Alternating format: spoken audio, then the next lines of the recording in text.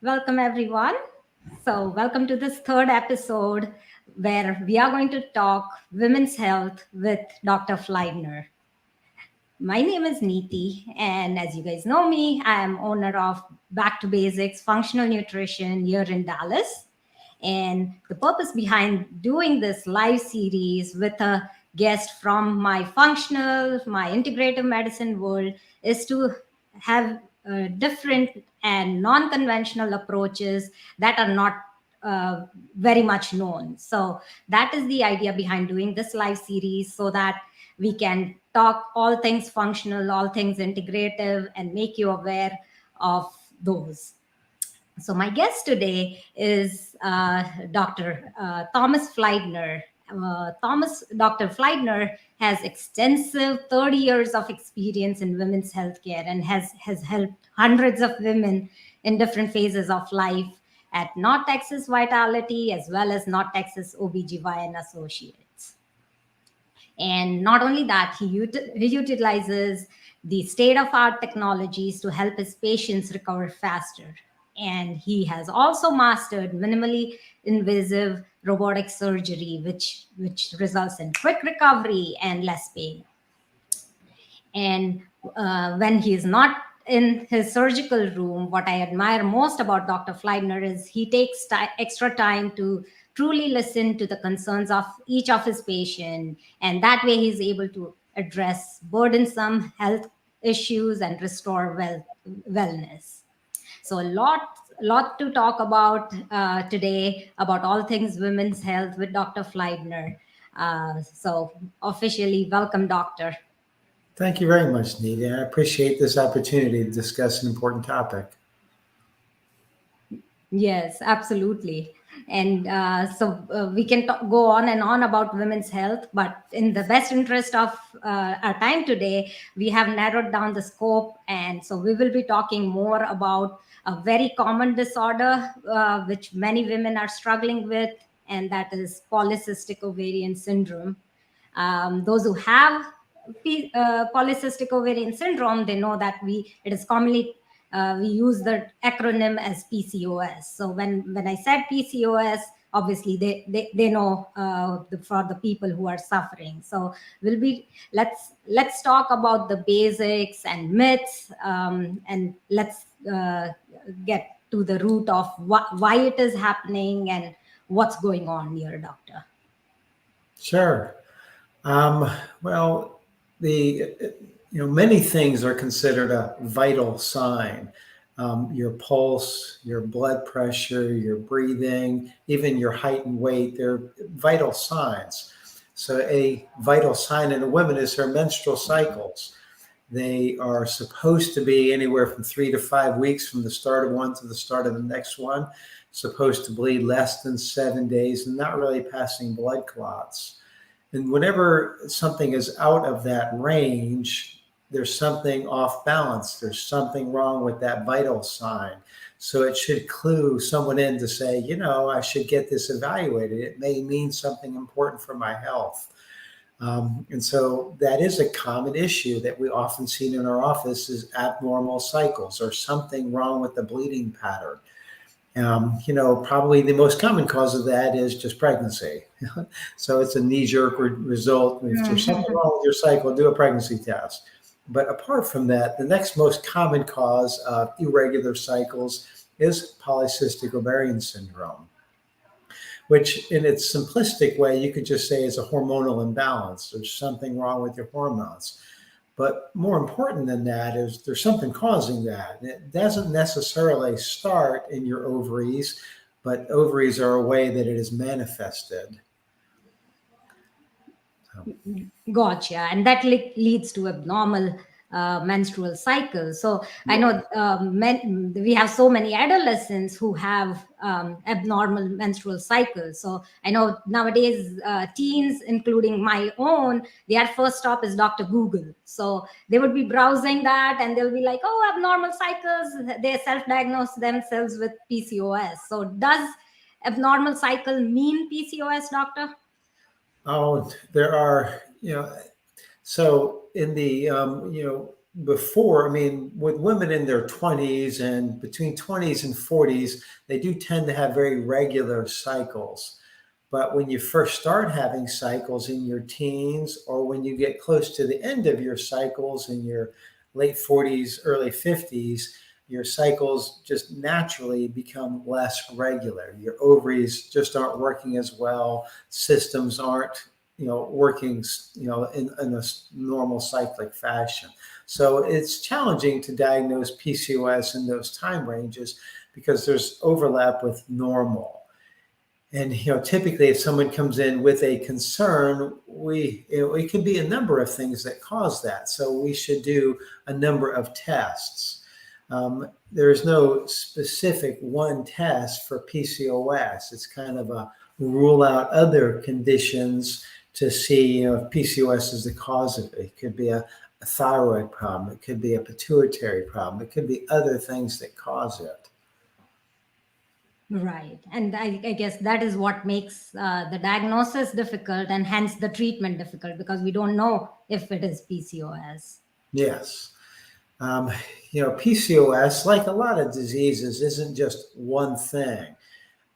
There are the more common versions, but then there are less common versions where it's some version of a hormonal abnormality. The specific definition of PCOS is irregular cycles plus elevated male hormone level. But not everyone fits into that neat definition, and there's a lot of variation on it. Correct. Okay. Gotcha, doctor. And so what are the less common symptoms? You mentioned irregular menstrual cycles and more male hormones. So that is the common thing. What is the less common things that you see in your practice? Well, pain. You could have ovarian cysts related to PCOS that could cause various issues, variations on pelvic pain. The hormonal part, or at least the male hormone part, and commonly includes things like acne or overly oily skin or hair growth in places that women don't care to have hair to grow. So we commonly see that. There could be, other manifestations of PCOS, and in part, it's an inflammatory condition. So you can have various expressions of inflammation. These could include skin changes. You can see, and then inflammation can show up in your skin in various ways. It could show up with just abdominal pain, because there could be things going on inside your gut. One of the common to PCOS is an insulin resistance, and that itself can also cause skin changes, like brown lines that appears on their skin folds. So there are a lot of things that can manifest as. Gotcha. Yes, absolutely. And so I know insulin resistance and PCOS goes hand in hand for quite a few patients. And so, Yes. I know we've learned it the hard way that we have seen that. So the PCOS is at times not only hormonal, but there is a metabolic factor which goes in there as well, which is making it difficult to address. So can you talk to our listeners about the conventional approach that is out there, and then what can we do non-conventionally? So the conventional MD or physician approach when someone comes in is to try to evaluate the various causes of abnormal cycles or whatever the given symptom is. So it's looking at all the different diagnoses that can cause it. And then if you do diagnose, okay, you have PCOS, we typically mostly focus on treating the symptoms, where, trying to, and then basically another way of saying PCOS is hormonal imbalance, meaning too much estrogen, not enough progesterone. So we try to deliver progesterone to the uterus in some fashion, with one of the goals being less bleeding or lighter cycles. Just irregular cycles themselves can increase a woman's lifetime risk of uterine cancer. So an OB-GYN wants to reduce that risk by, again, delivering progesterone to the uterus. That's generally about it. We don't, as an OB-GYN, don't pursue much more than that, but that's kind of an important failure to not pursue further. Right. Yes. And so, what I know you are practicing functional medicine to some extent, and you're exploring this wonderful world of functional medicine. So, what new approaches have you brought into your practice? Well, thank you for asking. That's a huge topic. Looking at the bigger picture of what's going on with PCOS, and for many people with PCOS, kind of like you already commented on, there's a degree of insulin resistance that occurs. Insulin resistance meaning that the insulin you have doesn't work well, and that tends to cause your insulin levels to be higher. And that is probably is the cause of PCOS for many people. That elevated insulin level is causing it influences the way the hormones are delivered from the brain to the ovaries. It influences the way the ovary responds to those hormones, such that you then have this expression of irregular cycles, as well as elevated male hormone levels that are created in the ovary. So the elevated insulin levels is even more important than the ovarian stuff, because that increases your risk for everything else. It causes people to be overweight. It causes increased risk of all sorts of cancers. It causes increased risk of heart disease and stroke. So it's fundamentally more important for a woman's health to address those issues, to make the insulin work better. So that's huge. And that can be manifest also. PCOS is also an inflammatory condition. There's a connection between, again, inflammation and the ovarian dysfunction. And inflammation increases the risk of all sorts of diseases. So a goal is to reduce inflammation in someone's body.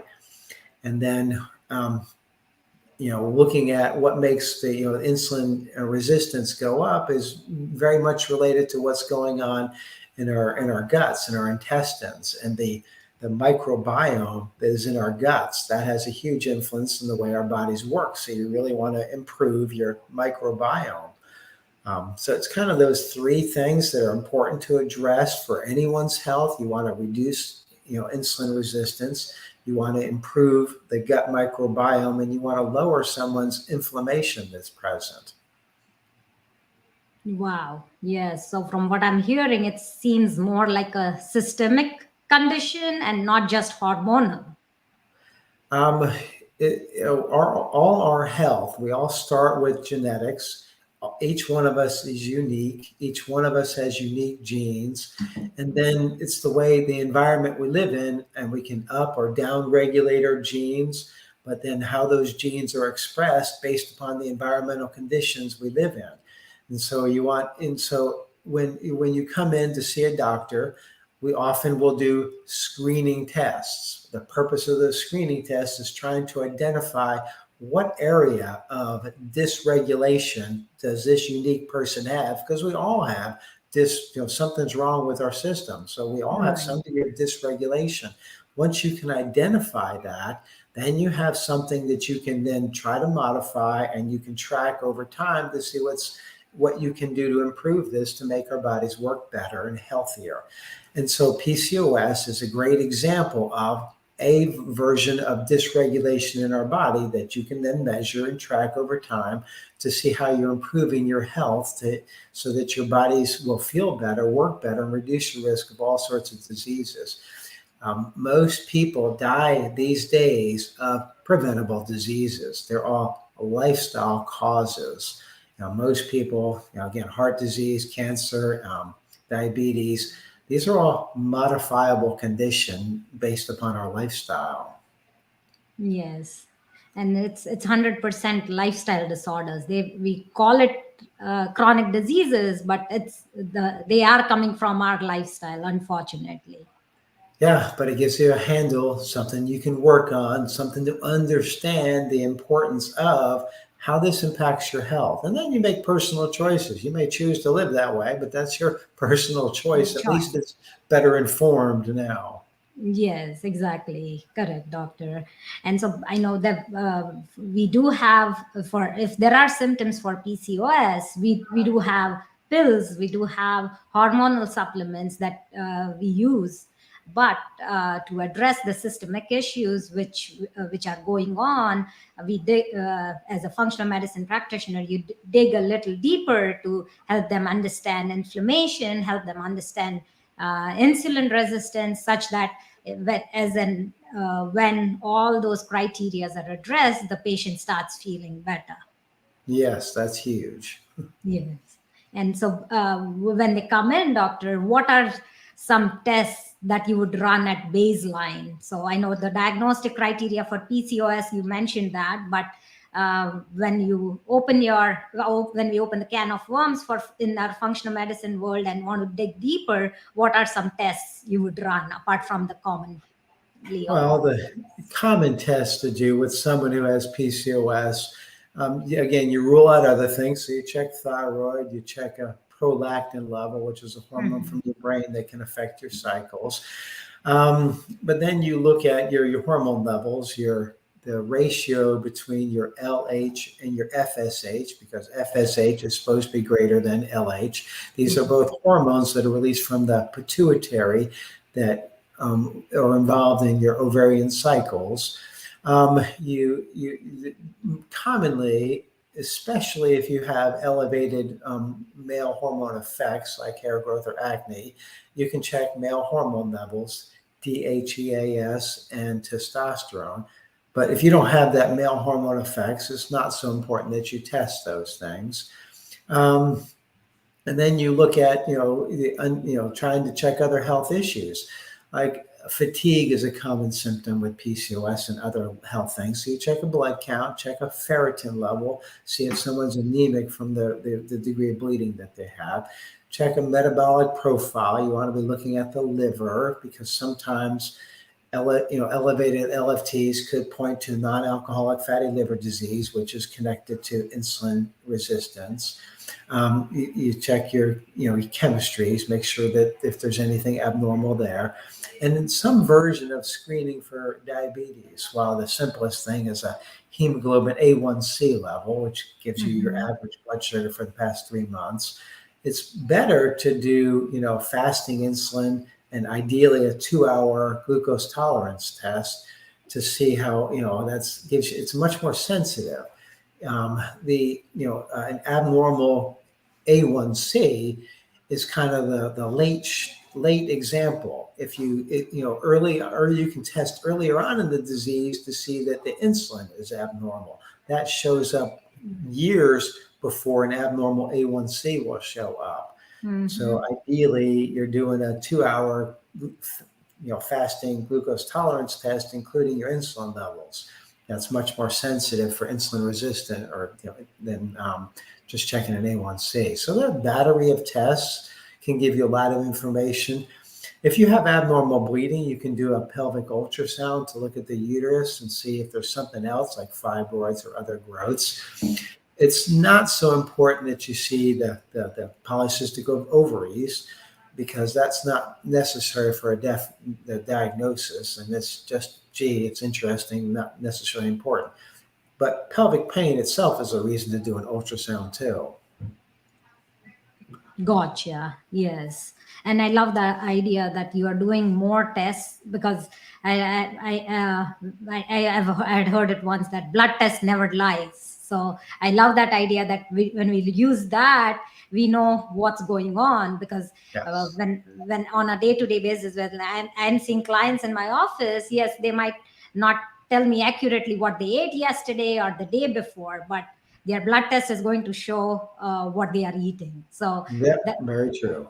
yeah, so I love that you are making use of that into your practice. And so I'm just curious, like fasting insulin is something that I hear you are using, and CRP high sensitivity CRP, what are the numbers, like the high numbers that you have seen, or something that you would want people to be mindful of? On insulin levels, your desire for a fasting insulin level should be in the single digits. So really anything that's above the single digits suggests there's something wrong. And, but, the labs usually say a level greater than 20 or 25, but that's really abnormal. So you want to have your insulin as low as you can have it for the most part. I mean, that's, your desired goal. Analogous to saying you want your cholesterol numbers to look great. Well, you want your insulin numbers to look great. That's more important than your cholesterol numbers as far as your health is concerned. Thank you for pointing that. Yes, like you said, people are so obsessed with their cholesterol numbers. I just wish that they are more obsessed with their fasting insulin numbers, which most of them they don't even know, or they don't even test for. Yes, very true. Yeah. And Dr. HSCRP, can that be high in PCOS clients, and how high can it be? Well, so HSCRP generally reflects inflammation. It doesn't tell you where that inflammation is coming from, so you could twist your ankle and have an elevated HSCRP. But the thought is that generally inflammation increases your risk of all sorts of diseases. And so typically with PCOS, where you have this, if you have insulin resistance and you've got an altered gut microbiome probably as well, you typically will see an elevation in that. I think that test taps out at above 5, that then you just do a regular CRP. But your goal is to be less than 1. You want the least amount of inflammation in your body that you can. And, so the question then, if you have an elevated level, is where is it coming from? And a very common cause is just elevated sugar in our diets. Sugar is pro-inflammatory, and it increases the risk of all these diseases we've been talking about. Yes, 100%. And so in your personal lifestyle, what is one thing which is like non-negotiable for you? For diet, lifestyle, what is one thing that you do swear by it every day? I wish I could say I had non-negotiable things, but I have my failings too, and I have occasional ice cream and things like that. It's just that I'm well aware that sugar is pro-inflammatory, and an ideal diet doesn't have any sugar in it. Our bodies do not need sugar. Sugar is not an essential nutrient. We can make sugar. We need protein. We need essential fats, certain fats that our bodies can't make, and our bodies need them to function, and more omega-3s than we usually get. But we don't need sugar. So, I think a paleo type diet would be ideal, but I'm far from perfect on that. Nice. You try to stick to it when you can. And then for every one of us, it's always work in progress, but at least being aware is the number one step. So I love that you shared that. Yes. Do your blood work, get it checked, see where you are. And no matter what your blood work shows, you still should do your best to live as healthy as you can. The key things to healthy living is diet, regular exercise in some fashion, good sleep, 7 or more hours of sleep, and doing your best to avoid stress, because stress kills everything. Exactly, correct. Managing stress, because stress is inevitable, but yes, just learning how to manage it better. Yes. Wonderful tips, doctor. And yeah, like you said, sugar. I have clients, doctor, who would be like, "Oh, I never drink sodas, I never drink juices." But we forget that the sugar is not only coming from there, the sugar is also coming from your breads and pastas and crackers and cereal, which is just everywhere in our diet. So that is something that as and when people get aware of and they remove it, they'll see the benefits multifold in their numbers, obviously their fasting insulin numbers and other numbers that you run, right? Now, you mentioned Google earlier, but if you do a Google search on the different names for sugar, it's an awfully long list. Manufacturers love to hide sugar and give it other names than just sugar, but a lot of ingredients have multiple different types of sugar in the same product. They just try to hide it with different names that sound better. So it's important to read labels and get familiar with the different manifestations of sugar and starch. And I'm just amazed at how they hide the amount of sugar with saying it in grams versus spoon. Like common laymen, they know, we understand sugar in terms of spoons, but all the labels will have grams. So that just makes it confusing. They're like, okay, it's just 10 grams. Well, 10 grams means 2.5 spoons. That's a So lot of sugar. that is a lot of sugar. Yes. So no, awesome. And the biggest culprit is the high fructose corn syrup that you see with sodas. Yes. Wow. 100%, doctor. And so now a lot of them has aspartame, but that again brings another problems to the table. Yes, in that it stimulates the brain to be hungry. It also affects the gut microbiome in a negative fashion. So, the artificial sweeteners, arguably are a better choice, but still not a good choice. The best choice is to change your tastes because, again, we don't need sugars or most sweeteners. And if we just change which we enjoy, it's because sweetness is a learned behavior. It didn't always exist. And we can enjoy a lot of things without all that extra sweetener thrown in. Correct. Yes, exactly. We are just we just eat the same foods because we just used to that. But if we change it, we know that there are so many options and so many Yes. flavors that at times we just know sugar and salt. Those are the only two senses, but there are other tastes as well. Yes, we are definitely a sugar loving culture. But if you explore other spices, other ways to prepare food, there can be a lot more flavor that way. Awesome, doctor. And so just going to the summary of PCOS, I know we can talk a lot about our diet and lifestyle because I know it's just a common and endless topic. But if we were to summarize PCOS for our listeners, so there is hope once we address their metabolic and their hormonal health, the inflammatory levels that they are at, and they will have better things. So what are some common nutraceuticals or again, I know there is no one size fits up all approach, so I totally understand that, but what are some common nutraceuticals that you would point our listeners towards? Well, so if you're focused, initially it's kind of like how do you make your insulin receptors work better? How do you enhance your insulin sensitivity? And so, after you've addressed that to the degree that you can, you want to make your body more sensitive to sugar. And so that's where exercise plays a huge role because the greater your muscle mass, muscle increases insulin sensitivity. So you can better use your insulin that way. But then there are some supplements, and it's common for doctors to use metformin. That's kind of the standard thing to use. But there's an over-the-counter equivalent product called berberine. That's kind of the same dosing, 500 milligrams 3 times a day, or some version of that. And then there's a number of other things you can use that also enhance insulin sensitivity, like myo-inositol is a good one. Okay. And there's a bunch of others that are available, but that's kind of the starting place. Just berberine, myo-inositol, alpha-linoleic acid is a good one too, ALA. Mm-hmm. But then beyond that, the other thing that's going on is this inflammation piece. And if you can reduce the inflammation in your body, that helps in a lot of ways. So supplements that reduce inflammation, the most common one is fish oil. Really? A fish oil supplement. It's the most basic anti-inflammatory there is. But other ones include vitamin D and turmeric. And then, of course, there's about 50 others. Those are the basic ones where you start from.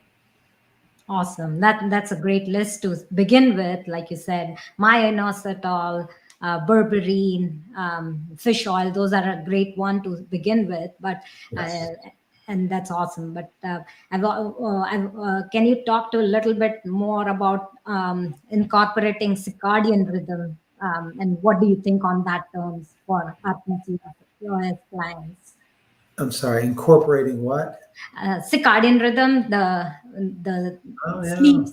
cycle. Yeah, thank you. Of course, if you're our bodies, we evolved in certain ways, and we evolved to get good sleep. If your sleep is off, it throws everything off as far as all aspects of your health. If you're not getting adequate restorative sleep, you won't have the same energy level. You won't be able to function on the same degree. There's so many different types of clocks in our bodies and the way our bodies work. And when clocks are off, it gives you symptoms. So you really do want to have a regular schedule, regular sleep schedule, a regular schedule to most things in life. Wow. Yes, 100%, doctor. And so I love that we shared all these things which are not just commonly known. And hopefully, our listeners are able to take this takeaways from our conversation today and start looking at PCOS from with a different lens, such that they are able to find more answers and take better control of their health. Yes, lifestyle is huge in the way our bodies work. And so a healthy diet, regular exercise, good sleep habits, minimizing stress. And then you can add on top of that, depending upon what's going on. Again, if your cycles are abnormal, then that can cause problems. And your cycles definitely can be improved and hopefully even fixed by these lifestyle changes. But sometimes it's just hard to overcome, and therefore it's a good idea to find ways to minimize your bleeding pattern. Um, and you really just, again, want to improve your gut health, reduce the inflammation in your body, and addressing whatever those symptoms are that you're having. Wow. Yes. Thank you, doctor. And I had one question come in, so I'm going to read that question for you so we can address that. So, Naveen is asking, some of these issues are driven by the industries that people operate in. It is not feasible due to socioeconomic conditions to walk away from some of these issues.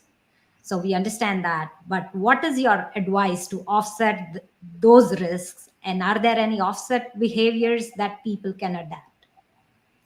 That's an excellent point. I mean, life is a series of choices and a series of concessions. My lifestyle as an OB-GYN is I sometimes have to deliver babies in the middle of the night. And while that's a precious thing to do, it does impact my health. So you do what you have to do and to pursue that. Um, you know, you want to have just do your best to do what you can do with what you have. Um, you know, Beyond that, I'm not sure how to answer that question except to say, yes, it's a series of choices. Yes, so the life is series of choices. So I know that's a very difficult question to answer, but I was like, let me Yeah. ask since that came up. But there are so many better choices that we just if we are mindful of, we will be making those better choices. So just being That's a, mindful can help. it's common to, work the night shift. Many people do that and they do it for economic benefit.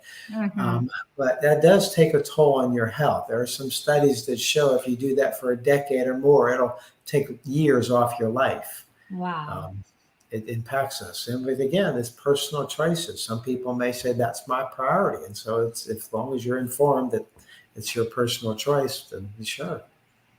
Yes, 100%. But there are other better choices that you can make to uh, exercise right, to eat right. So if you cannot, if that is the sleep schedule is not in your control, you can at least make sure you're making the other choices wisely.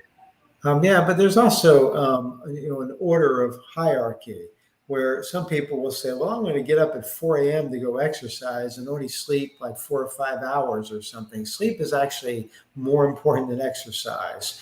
If you can't get that, ideally 7 hours or more of sleep, exercise isn't as important as sleep is. And so, I mean, you have to do your best to do what you can on each of these.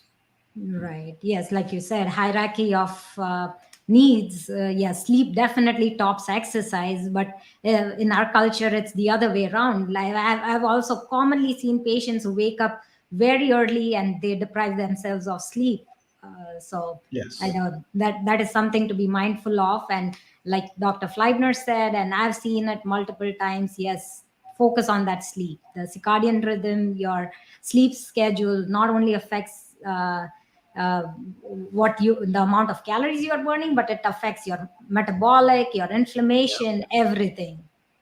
Yes, and your immune system is repaired when we sleep. Our emotions get regulated. It's just really vital for our health. Got it. Awesome, doctor.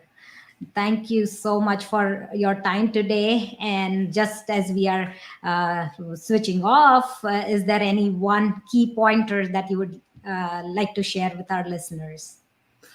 Health is in our grasps, and we should pursue it. And lifestyle is the starting point. You want to do your best to, eat like a paleo type diet or something similar to avoid sugar, and just try to social connections. We haven't commented on that. Connected to other people is just vital for enjoying good health. And then again, all the things that we've otherwise talked about. But most people can improve their health by doing these changes. Yes, 100%, doctor. And so I'm so glad you were able to share all these wisdom with our listeners, and you are helping so many women in the DFW Metroplex area. So thank you for all you do, and thank you for all you share. Didi, thank you for this opportunity, and thank you for all y'all who've joined us for your company. Thank you. Absolutely. My pleasure.